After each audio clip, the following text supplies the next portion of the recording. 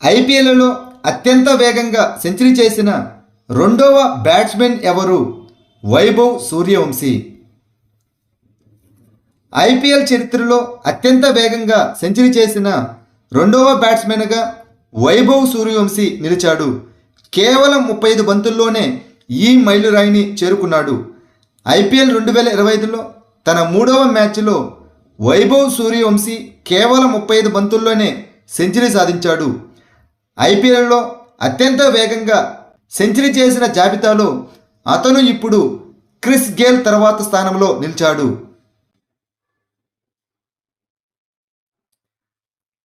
Ramanujan journey of a great mathematician అనే పుస్తకాన్ని ఎవరు రాశారు? అరుణ్ సింఘాల్ మరియు Devendra Kumar Sharma. National archives of India Vani Prakashan సహకారంతో ఏప్రిల్ 30, 2025న Ramanujan journey of a great mathematician అనే పుస్తకాన్ని ఆవిష్కరించారు. అరుణ్ సింఘాల్ మరియు దేవేంద్ర కుమార్ శర్మ రచించిన ఈ పుస్తకం భారతదేశంలోని అత్యంత ప్రసిద్ధ గణిత శాస్త్రవేత్తలలో ఒకరైన శ్రీనివాస రామానుజన్ యొక్క అద్భుతమైన జీవితం మరియు వారసత్వాన్ని అన్వేషిస్తుంది. అతని అసాధారణ ప్రతిభ, పోరాటాలు మరియు గణిత శాస్త్రానికి చేసిన కృషిని ఇది ప్రదర్శిస్తుంది. కొలెస్ట్రాల్ను గుర్తించడానికి కొత్త ఆప్టికల్ సెన్సింగ్ ప్లాట్ఫామ్ను ఏ సంస్థ అభివృద్ధి చేసింది? Institute of advanced study in science మరియు టెక్నాలజీ, గౌహతి. గౌహతిలోని institute of advanced study in science and technology పరిశోధకులు కొలెస్ట్రాల్ను గుర్తించడానికి ఒక కొత్త ఆప్టికల్ సెన్సింగ్ ప్లాట్ఫామ్ను అభివృద్ధి చేశారు. ఇది ప్రారంభ వ్యాధి గుర్తింపుకు ఉపయోగపడుతుంది. ఇది మానవ శరీరంలో కొలెస్ట్రాల్ స్థాయిలను క్రమం తప్పకుండా మరియు సమర్థవంతంగా పర్యవేక్షించడంలో సహాయపడటానికి రూపొందించబడింది. కొలెస్ట్రాల్ కాలేయం ద్వారా ఉత్పత్తి అయ్యే ముఖ్యమైన లిపిడ్ మరియు జంతు కణజాలాలు, రక్తం మరియు నాడీ కణాల పనితీరుకు ఇది చాలా ముఖ్యమైనది. స్మగ్లింగ్ను అరికట్టడానికి ఏ రాష్ట్రం యాంటీ డ్రోన్ వ్యవస్థను విజయవంతంగా పరీక్షించింది? పంజాబ్. పాకిస్తాన్ సరిహద్దుల్లో ముఖ్యంగా మాదక ద్రవ్యాలు మరియు ఆయుధాల అక్రమ రవాణాను ఎదుర్కోవడానికి పంజాబ్ డ్రోన్ నిరోధక వ్యవస్థను విజయవంతంగా పరీక్షించింది. పంజాబ్ డ్రోన్ నిరోధక వ్యవస్థలను చురుకుగా మోహరిస్తున్నది మరియు స్మగ్లింగ్ కోసం ఉపయోగించే డ్రోన్లను అడ్డగించడానికి పాకిస్తాన్ సరిహద్దుల్లో వాటిని అమలు చేసే ప్రక్రియలో ఉంది. సరిహద్దు అంతటా మాదక ద్రవ్యాలు మరియు ఆయుధ అక్రమ రవాణాను ఎదుర్కోవడానికి ఈ ఇనిషియేటివ్ ఒక భాగం. ఇటీవల ప్రారంభించిన సాచెట్ యాప్ను ఏ సంస్థ అభివృద్ధి చేసింది? జాతీయ విపత్తు నిర్వహణ authority, national disaster management authority. Sachet యాప్ను జాతీయ విపత్తు నిర్వహణ అథారిటీ అనగా ఎన్డీఎంఏ అభివృద్ధి చేసింది మరియు భారతదేశంలో ప్రజా భద్రత కోసం కీలకమైన సాధనంగా ప్రధానమంత్రి నరేంద్ర మోదీ దీనిని ప్రోత్సహించారు. ఈ యాప్ వరదలు, తుఫాన్లు, కొండ చర్యలు విరిగిపడటం, సునామీలు, అటవీ మంటలు, హిమపాతాలు, తుఫానులు మరియు మెరుపులు వంటి ప్రకృతి వైపరీత్యాల కోసం రియల్ టైం జియో ట్యాగ్ చేయబడిన హెచ్చరికలను అందిస్తుంది. తెలంగాణ నూతన ప్రధాన కార్యదర్శిగా ఎవరు నియమితులయ్యారు? కె రామకృష్ణారావు. రాష్ట్ర నూతన ప్రధాన కార్యదర్శిగా సీనియర్ ఐఏఎస్ అధికారి అయిన కె రామకృష్ణారావు నియమితులయ్యారు. ప్రస్తుతం ఆర్థిక మరియు ప్రణాళిక శాఖ ప్రత్యేక ప్రధాన కార్యదర్శిగా పనిచేస్తున్న రామకృష్ణ 1991 బ్యాచ్ అధికారి మరియు తెలంగాణలో 3వ సీనియర్ మోస్ట్ ఐఏఎస్ అధికారి. ఏప్రిల్ 30న పదవి విరమణ చేయనున్న ప్రస్తుత ప్రధాన కార్యదర్శి అయిన శాంతి కుమారి స్థానంలో రామకృష్ణ బాధ్యతలు చేపడతారు.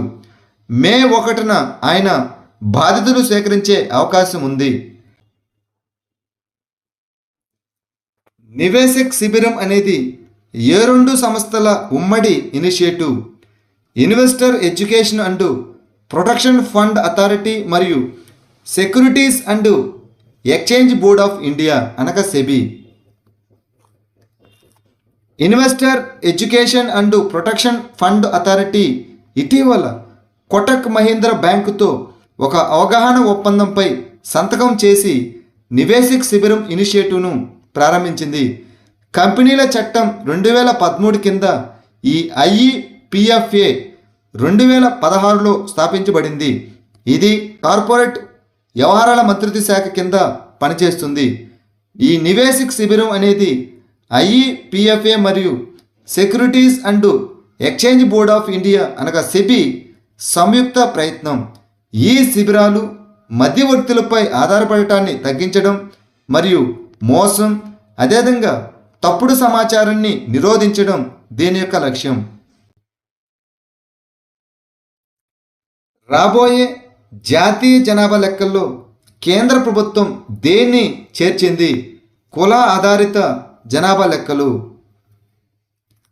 రాబోయే దశాబ్ద జనాభా లెక్కల్లో కుల ఆధారిత గణనను భాగం చేయాలని బుధవారం రాజకీయ వ్యవహారాల కేబినెట్ కమిటీ నిర్ణయించింది. ప్రధానమంత్రి నరేంద్ర మోదీ నాయకత్వంలో రాజకీయ వ్యవహారాల కేబినెట్ కమిటీ రాబోయే జనాభా లెక్కింపులో కుల గణనను చేర్చాలని నిర్ణయించింది. ప్రపంచ సైనిక వ్యయ నివేదికలో ధోరణులను ఏ సంస్థ ప్రచురించింది? Stockholm international piece research institute అనగా SIPRI. Stockholm international piece research institute యొక్క ప్రపంచ సైనిక వ్యయంలో ట్రెండ్స్ నివేదిక యొక్క 2024 ఎడిషన్ ప్రకారం భారతదేశ సైనిక వ్యయం పాకిస్తాన్ కంటే దాదాపు 9 రెట్లు ఎక్కువ. ఈ Stockholm international piece research Institute అనేది స్వీడిష్ థింక్ ట్యాంకు. ఇది ప్రపంచ సైనిక వ్యయాన్ని విశ్లేషించే ఈ వార్షిక నివేదికను ప్రచురిస్తుంది. అమెరికా, చైనా, రష్యా, జర్మనీ మరియు భారతదేశం అనే 5 దేశాలు మాత్రమే ప్రపంచ సైనిక వ్యయంలో 60% వాటాను కలిగి ఉన్నాయి. భారతదేశం 2024లో అత్యధిక సైనిక వ్యయం చేసే దేశాలలో 5వ స్థానంలో ఉంది. $86.1 బిలియన్ ఖర్చు చేసింది. Satellite bus as a service ఇనిషియేటివ్ను ఏ సంస్థ ప్రారంభించింది? ఇండియన్ నేషనల్ స్పేస్ ప్రమోషన్ మరియు అధికార కేంద్రం అనగా INSPACe. Indian national space promotion and authorisation centre అనగా INSPACe satellite bus as a service ఇనిషియేటివ్ను ప్రారంభించింది. ఈ ఇనిషియేటివ్ భారతీయ ప్రైవేటు అంతరిక్ష సంస్థలకు హోస్ట్ చేయబడిన పేలోడ్ అప్లికేషన్ల కోసం చిన్న ఉపగ్రహ బస్సు ప్లాట్ఫామ్లను రూపొందించడానికి మరియు అభివృద్ధి చేయడానికి సహాయం చేయడం లక్ష్యంగా పెట్టుకుంది. ఉపగ్రహ బస్సు అనేది ఉపగ్రహం యొక్క ప్రధాన భాగం మరియు నిర్మాణాత్మక భాగం. ఇక్కడ శాస్త్రీయ పరికరాలు మరియు ఇతర పేలోడ్లు ఉంచబడతాయి. ఎలక్ట్రోజెట్ జీమాన్ ఇమేజింగ్ ఎక్స్ప్లోరర్ మిషన్ను యుఎస్ అంతరిక్ష సంస్థ ప్రారంభించింది. National aeronautics and space administration అనగా నాసా. ఎలక్ట్రోజెట్ జీమాన్ ఇమేజింగ్ ఎక్స్ప్లోరర్ మిషన్ను నాసా ప్రారంభించింది. ప్రత్యేకంగా ఈ మిషన్ భూమి యొక్క అరోరల్ ఎలక్ట్రోజెట్లను అధ్యయనం చేయడానికి రూపొందించబడిన నాసా యొక్క హీలియోఫిజిక్స్ మిషన్. అరోరల్ ఎలక్ట్రోజెట్లు భూమి యొక్క ధ్రువ ప్రాంతాల నుండి 60 నుండి 90 మైళ్ళ ఎత్తులో ప్రవహించే బలమైన విద్యుత్తు ప్రవాహాలు. ఈ ప్రవాహాలు సూర్యుడి నుండి వచ్చే ఛార్జ్డ్ కణాల ప్రవాహం అయిన సౌరగాలి వల్ల సంభవిస్తాయి. అంతరిక్ష వాతావరణ సంఘటనలను అంచనా వేయడానికి ఇది ముఖ్యమైన సౌర కార్యకలాపాలు భూమిని ఎలా ప్రభావితం చేస్తాయో అర్థం చేసుకోవడానికి ఈ మిషన్ శాస్త్రవేత్తలకు సహాయపడుతుంది. సూర్యుని యొక్క ఫోటోస్పియర్లో హీలియం సమృద్ధిని అంచనా వేయడానికి ఏ భారతీయ సంస్థ ఒక నవల పద్ధతిని అభివృద్ధి చేసింది? Indian institute of astrophysics Bengaluru. Indian institute of astrophysics నుండి వచ్చిన భారతీయ శాస్త్రవేత్తలు సూర్యుని యొక్క ఫోటోస్పియర్లో హీలియం సమృద్ధిని అంచనా వేయడానికి ఒక కొత్త పద్ధతిని అభివృద్ధి చేశారు. హీలియం సూర్యునిలో రెండవ అత్యంత సమృద్ధిగా ఉన్నటువంటి మూలకం. హీలియం మరియు హైడ్రోజన్ మధ్య సంబంధాన్ని విశ్లేషించడం ద్వారా ఈ పద్ధతి హీలియం యొక్క సమృద్ధిని ఖచ్చితంగా అంచనా వేస్తుంది. ప్రవా పోర్టల్ను ప్రారంభించిన సంస్థ ఏది? Reserve bank of India RBI. May 1 నుండి బ్యాంకులు, ఎన్బిఎఫ్లు మరియు చెల్లింపు ఆపరేటర్లతో సహా అన్ని నియంత్రణ సంస్థలు లైసెన్సులు, ఆమోదాలు మరియు అధికారాల కోసం దరఖాస్తులను సమర్పించడానికి ఈ ప్రవా పోర్టల్ అనగా నియంత్రణ అప్లికేషన్, వ్యాలిడేషన్ మరియు ఆథరైజేషన్ కోసం ప్లాట్ఫామ్ను ఉపయోగించాలని రిజర్వ్ బ్యాంక్ ఆఫ్ ఇండియా ఆదేశించింది. మే 28, 2024న ప్రారంభించబడిన ఈ పోర్టల్ పారదర్శకతను పెంచడం, సామర్థ్యాన్ని మెరుగుపరచడం మరియు నియంత్రణ కమ్యూనికేషన్ల కోసం ఏకీకృత డిజిటల్ ఇంటర్ఫేస్ను అందించడం లక్ష్యంగా పెట్టుకుంది. భారతదేశంలో గ్రీన్ హైడ్రోజన్ సర్టిఫికేషన్ స్కీమును ప్రారంభించిన మంత్రి ఎవరు? ప్రహ్లాద్ జోషి.